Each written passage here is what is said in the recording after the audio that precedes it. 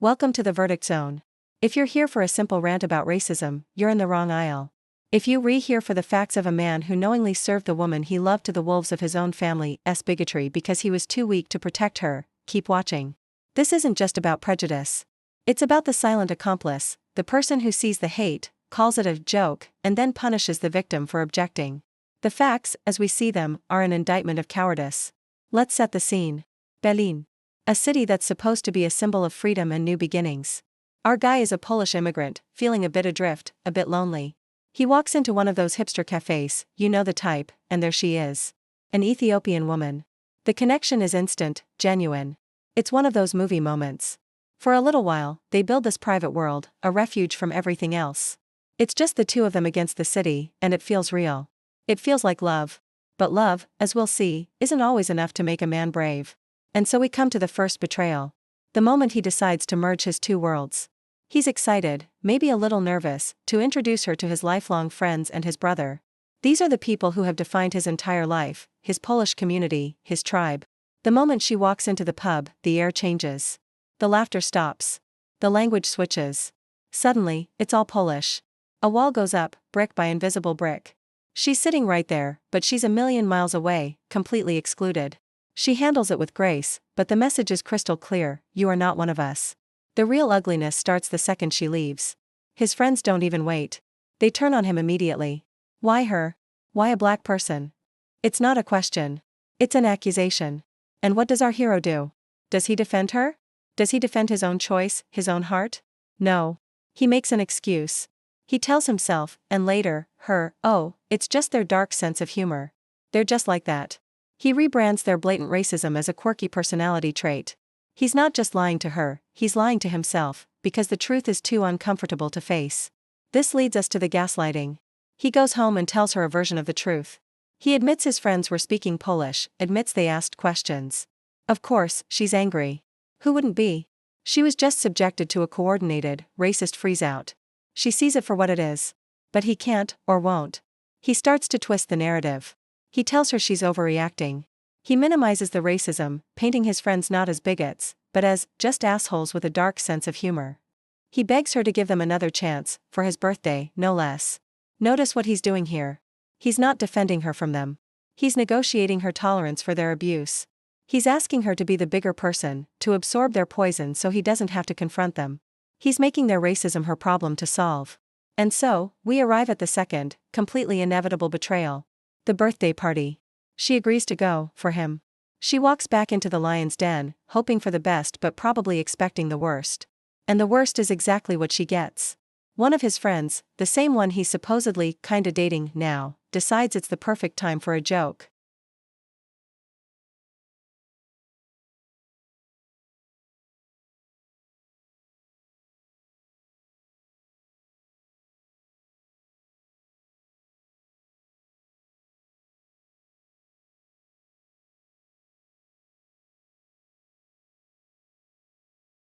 His brother, the enforcer of the tribe's purity, lays down the law.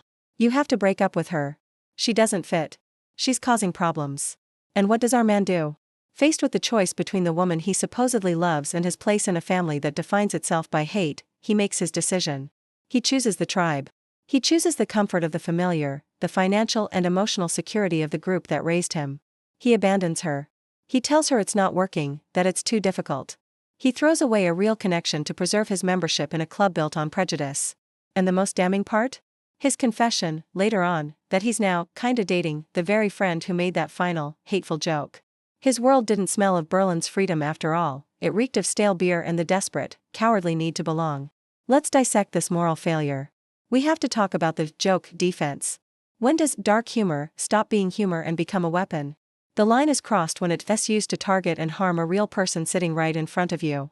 It's not a joke anymore, it's an assault. His friends weren't being edgy, they were being racist, and they were using humor as a shield to deny their own bigotry. Then there's the issue of complicity by inaction. Is failing to defend your partner from racist attacks the same as participating in the racism? Yes. Silence in the face of bigotry is an endorsement. When he failed to shut his friends down, when he asked her to tolerate it, he became an active enabler. He wasn't a bystander, he was holding the door open for the attackers. He co-signed their hatred. And what about the cost of belonging?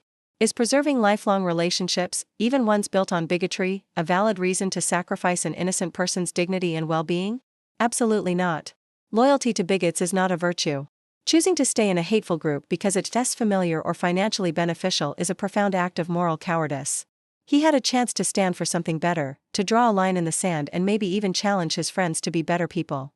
Instead, he chose the easy path, the path that required no courage at all.